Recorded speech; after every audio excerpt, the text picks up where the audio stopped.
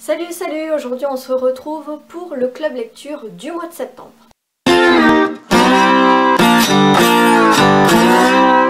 C'est vrai, ça fait un petit moment que j'ai pas fait de vidéo, je suis désolée, mais j'ai eu un mois de septembre de folie. C'était le mois de mon anniversaire, j'ai passé la soutenance de mon mémoire que j'ai eu. Yes! Je me suis inscrite à Pôle emploi, ça c'est la partie. Mais bon voilà, j'ai eu un gros mois de septembre. Du coup mes lectures, ça s'est ressenti aussi que j'ai pas trop eu le temps de lire. J'ai fait 3 lectures que je vous présente tout de suite.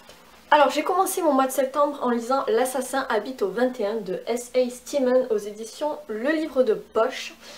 Donc c'est un livre qui appartenait à mon père et que j'ai un peu sauvé en fait du vide-grenier parce que le titre m'a tiré. Voilà, L'assassin habite au 21, donc ça parle immédiatement de polar, et puis habite au 21, j'habite au 21, donc je me suis dit voilà quoi. Alors, de quoi ça parle? Ça se passe à Londres, déjà la ville que j'adore. Scotland Yard enquête sur en fait une série d'assassinats. Les gens se font tuer à Londres et le meurtrier laisse une carte de visite sur chacune de ses victimes avec marqué Mr. Smith dessus. Donc très vite il y a la paranoïa dans la capitale britannique puisque les gens se rappellent encore de Jack the Ripper et ils se disent voilà, personne n'est à l'abri, qui est ce fameux Monsieur Smith qui assassine tout le monde. Et un jour en fait il y a un indique de la police qui vient leur dire que il a vu et il a suivi le fameux Mr. Smith et qu'il habite au 21 Russell Square. Et du coup les enquêteurs décident d'aller voir sur place, sauf qu'il se trouve que le 21 Russell Square c'est une pension de famille où il y a énormément de pensionnaires. Voilà, c'est une femme qui tient donc cette maison et qui loue plusieurs chambres à plusieurs personnes. Du coup on a toute une panoplie de personnages comme ça et va falloir démêler qui est le coupable parmi tous ces gens. Alors moi à la base je pensais que c'était vraiment un roman noir, mais pas du tout, on se rapproche plus du roman à énigme de Agatha Christie. J'ai trouvé l'intrigue assez intéressante, mais j'ai trouvé que les personnages n'étaient pas assez approfondis. Voilà, on n'était pas trop dans la psychologie des personnages et c'est ce qui a manqué un petit peu. Sinon j'ai passé une bonne lecture et ce que j'ai particulièrement aimé c'est que vers la fin en fait l'auteur s'adresse directement au lecteur en lui disant voilà, là tu as tous les éléments pour pouvoir découvrir qui est le coupable. Donc est-ce que tu as découvert qui est le coupable? Et moi j'étais contente parce que j'avais trouvé la solution. Donc voilà. Ensuite, j'ai lu Qu'il est bon d'être mauvais de l'odieux connard aux éditions Point, donc je pense que celui-là vous l'avez déjà vu passer quelque part. Donc c'est une sortie récente. L'odieux connard c'est un blogueur qui incendie un petit peu tout le monde, qui fait critique de cinéma, critique de société, de l'actualité, etc. Et tout ça sur fond de cynisme et de sarcasme. Alors moi j'adore l'humour noir, donc c'est pour ça que je me suis tournée vers ce livre qui me faisait très envie. J'avais envie en fait, après la soutenance de mon mémoire, d'une lecture un peu rigolote, voilà, pas de prise de tête. Donc voilà, je me suis tournée vers celui-ci et ma foi c'était plutôt sympathique.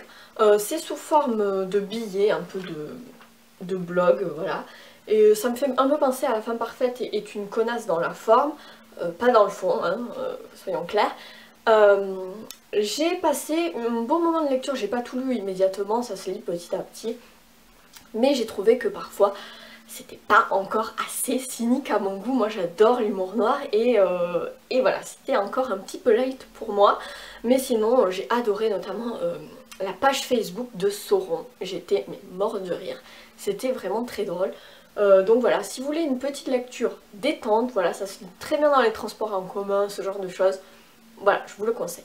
Et pour finir, parce que je me dépêche, là je vois que ma batterie est en train de lâcher, j'ai lu La Mare au diable de George Sand aux éditions La Bibliothèque classique de la Dépêche.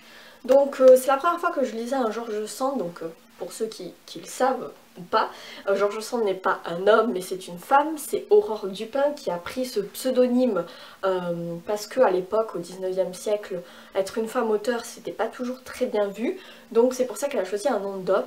Elle a notamment été la maîtresse de Frédéric Chopin et d'Alfred de Musset, mais elle a aussi écrit quand même des ouvrages qui font partie des classiques de la littérature française, et La Mare au diable en est un.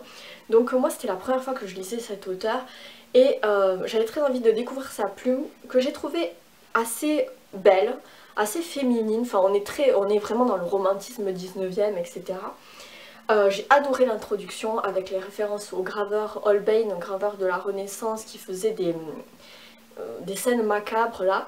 Moi en fait je lisais, elle décrivait en fait le laboureur de Holbein, et du coup j'allais regarder sur Google Images en même temps, et c'était assez intéressant. J'ai découvert donc Holbein grâce à George Sand. J'adore. Voilà, l'introduction m'a beaucoup touchée. Après l'histoire en elle-même, je l'ai trouvée un petit peu plan-plan, puisqu'en fait c'est l'histoire d'amour pastoral entre un homme, Germain, qui a 28 ans, qui est veuf, qui a 3 petits-enfants et qui doit chercher une femme. Il est poussé par sa belle famille pour trouver une nouvelle femme. Et il doit se rendre dans le village voisin pour rencontrer une veuve d'une trentaine d'années. Et puis en parallèle, on a la petite Marie qui est une jeune fille de 16 ans qui habite aussi dans le village de Germain et qui doit se rendre dans un village pareil à proximité de là où se rend Germain pour devenir bergère. Et donc ils décident de faire le voyage ensemble, et il va se lier à un lien étroit entre ces deux personnages qui n'ont rien en commun, puisque lui c'est un père de famille qui a bientôt 30 ans, elle c'est une jeune fille, et ils vont tomber amoureux. Voilà, je vous spoile pas, mais c'est comme ça. C'est très pur, c'est très naïf, c'est très doux, voilà, c'est vraiment un amour pur en fait. Ça c'était mignon, mais voilà, c'était un petit peu longué, un petit peu plan-plan, et j'ai trouvé surtout la deuxième partie où on parle des noces et des cérémonies qui ont lieu en campagne, puisque ça se passe donc dans un monde rural. J'ai trouvé ça un peu, voilà, on s'en fout quoi, on s'en fout, voilà. Donc j'ai pas été totalement séduite par ce bouquin, mais j'ai quand même adoré la plume de George Sand, et je pense que j'aurais été l'expérience avec cet auteur. Voilà, c'est tout pour mon club lecture du mois de septembre. Je suis désolée, ça a été un petit peu rapide, mais là ma batterie va lâcher. J'espère que ça vous a plu quand même. N'hésitez pas à me dire ce que vous en pensez dans les commentaires, et puis aussi si vous avez des idées de vidéos, parce que là en ce moment je sèche complètement, je ne sais pas quoi faire comme vidéo. Donc s'il y a des vidéos que vous aimeriez voir sur la chaîne, n'hésitez pas à me le dire. Et en attendant, je vous souhaite de belles lectures et je vous dis à bientôt. Ciao!